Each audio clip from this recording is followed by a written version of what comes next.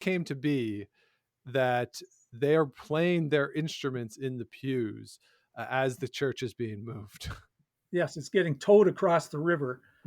And Andy Cy Wallace was the one that was his favorite story to tell. And that's the last chapter in the book, Andy and Lillian.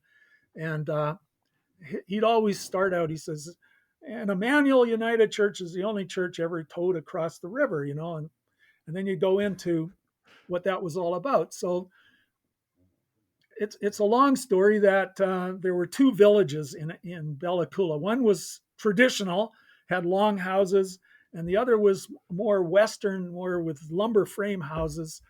And they were on the north side of the river because it's sunnier on the north side in these east-west valleys.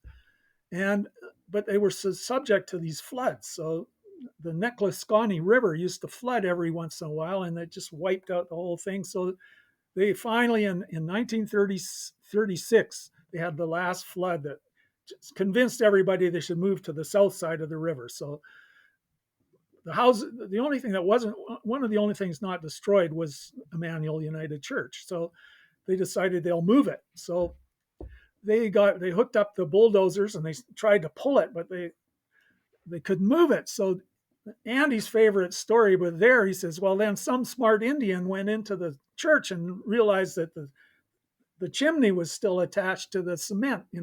They had to disconnect it, then they could move it, and they pulled it across. Well, again, back in the 30s, each sort of generation had their own thing, and they developed this brass band.